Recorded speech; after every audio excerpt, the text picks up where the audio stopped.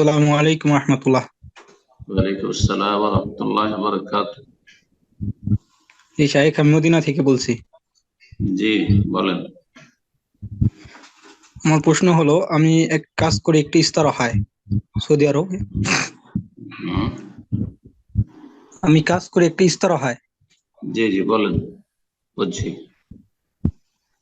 তো আমার কাজ হলো ফুল গাছে পানি দেওয়া, খেজুর গাছে পানি দেওয়া ও পরিচর্যা করা, চা ও জি। গাও বানানো।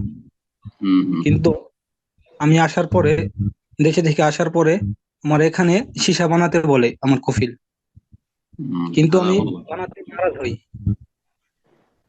আমি বানাতে নারাজ হই। এক্ষেত্রে আমার মামার মাধ্যমে সৌদি আরব আসি। আমার মামা আমাকে বলে, যেহেতু ঋণ আছে, তুমি ঋণ ঋণ শেষ হওয়া পর্যন্ত এই কাজটা চালিয়ে যাও।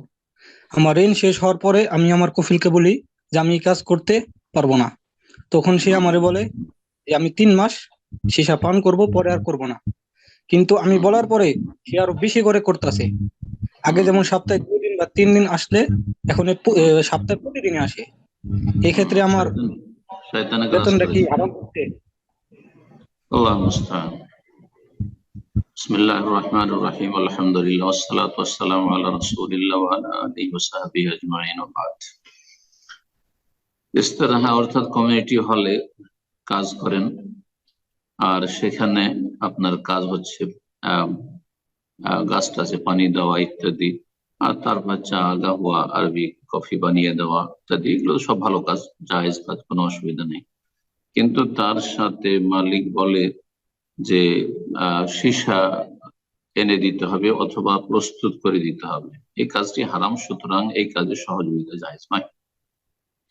আল্লাহ তাকে হেদায়েত দান করুন এবং এই বদ অভ্যাস থেকে মুক্তি লাভের তৌফিক দান করুন প্রতিটি মুসলিমকে। জি। বাকি কথা হলো যে আপনার এখন সমস্যা, আপনি যথাসাধ্য তাকে বোঝাবার চেষ্টা করেন। যেমনটা বলেছেন, সে বলেছে যে 3 মাসে ছেড়ে দেব, কিন্তু তারপর আরো বেশি পান করা শুরু করেছে। কারণ যায়্যানা লাহুমুশ শায়তানু আমালাহুম, মানুষ যখন পাপ করে তখন শয়তান সুযোগ নেই, শয়তান আরো বেশি সুযোগ নিচ্ছে, যে কে আরো আহ, খারাপ করে দেয়, যাতে করে এ বদ আচরণ করে ভালো মানুষের সাথে। আল্লাহ তার অনিষ্ট থেকে আপনাকে রক্ষা করুন এবং তার অনিষ্ট তার দিকে ফিরিয়ে দিন, আল্লাহর উপরে হেদায়েত দান করুন। জি। তো এই ক্ষেত্রে বলবো যে আপনার রুজির সে অংশটুকু, যতটুকু এই যে নাজায়েজ কাজ করছেন, এতটুকু হারাম, পুরোটা হারাম নয়। সামান্য কিছু হয়তো করছেন, সপ্তাহে 1 দিন 2 দিন, তো এইটুকু হারাম হচ্ছে। এই ক্ষেত্রে আপনাকে দেখতে হবে যে আমি কি এই চাকরিটি ছেড়ে দিলে আমার বড় ধরনের ক্ষতি হবে, যেমন আপনি ঋণগ্রস্ত, তাহলে বলবো যে থাকেন, থাকেন।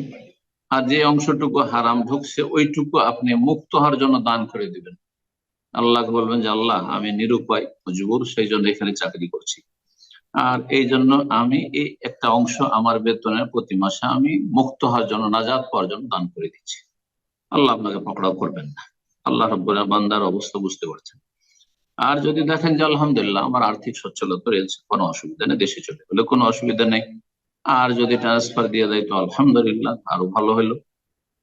দেখেন এবং আল্লাহ রাব্বুল কাছে তার সাথে দোয়া করতে থাকেন। আপনি নিজের কল্যাণের জন্য দোয়া করতে থাকেন, সে মালিকের হেদায়েতের জন্য দোয়া করতে থাকেন, এবং তার অনিষ্ট থেকে আল্লাহ যেন হেফাজত করেন সেই জন্য দোয়া করতে থাকেন। রিজিকের বরকতের দোয়া করতে থাকেন যে আল্লাহ মাগফিনা বিহালালিকা আন হারামিকা ওয়াগনিনা বিফাদলিকা আম্মান সিওয়াক। আল্লাহ আমার হালালে বরকত দাও, হারাম থেকে বাঁচিয়ে রাখো, এবং তোমার ছাড়া আর কারো মুখাপেক্ষী করিও না, আমাকে অন্যের থেকে অমুখাপেক্ষী করে দাও। তো এই দোয়াগুলি করেন। হ্যাঁ, নিজের ভাষাতে করলে চলবে, আর এটি নবী সাল্লাল্লাহু আলাইহি ওয়াসাল্লামের দোয়া, যদি পারেন তো সেটিও পড়বেন। আল্লাহ রাব্বুল আলামিন যারা হালাল ভক্ষণের চেষ্টা করে, হালাল রোজগারের চেষ্টা করে, তাদের জন্য আল্লাহ বেশি বেশি বরকত দান করেন। হারাম যারা খায় তাদেরকে আল্লাহ হিদায়াত দান করেন। রব্বুল আলামিন ভালো মানুষদের আল্লাহ হেফাজত করেন। জাযাকুমুল্লাহ খাইর।